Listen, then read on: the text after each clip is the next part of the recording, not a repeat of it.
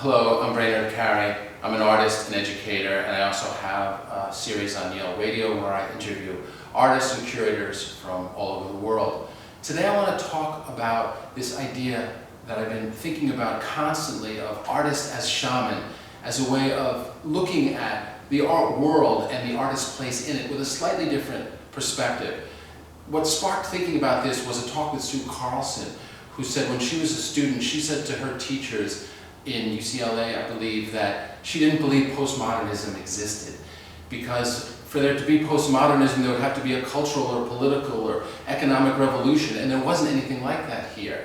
That what we are doing and functioning under as artists is modernism, and it's always been modernism. And modernism is essentially the idea of artist as shaman, artist as messenger, artist as someone with something to say, art as spiritual practice. But it's art as something that has something to give, right? Something that probably all of you who are artists understand and relate to. This would encompass everything from conceptual art to painting, sculpture, drawing, installation. It's all that type of modernism. So if this is the case, if you'll stay with me on this, that artists are shamans, and that most of you who are listening to this who are artists are also shamans, then that changes the perspective of how you're engaging the world, of how you're going to galleries, of how you're making money.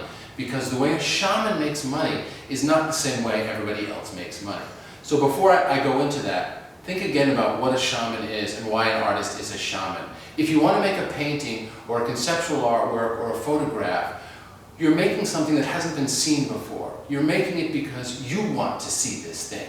That's a visionary idea as an artist. Artists are visionaries, and then they take that vision, which was for them, and they bring it to show the world. Because it makes the world look at something, somehow, a little bit differently. This, to me, is a shamanic idea. So again, if this is modernism, if you identify with that, and curators can also be shamans, really within this paradigm, but if as artists you identify with that, then it changes how you think about raising money. And there'll be 2 more videos about how I think about shamans and artists as shamans and how it engages with your career.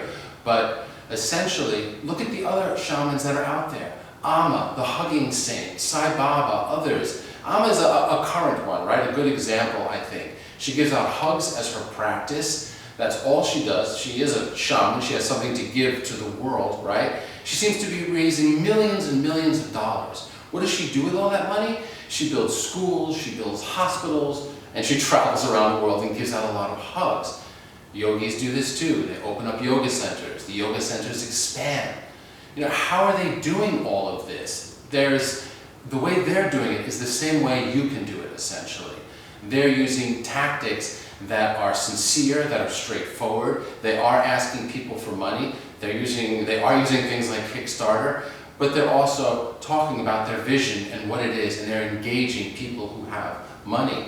A famous quote by Sai Baba, who is a well-known shaman, guru, however you want to say it, is he was sitting with his group of his team that helped him do what he does, and he said, I want to build a school here and a hospital here. And someone said to him, but Sai, where is the money going to come from to do that?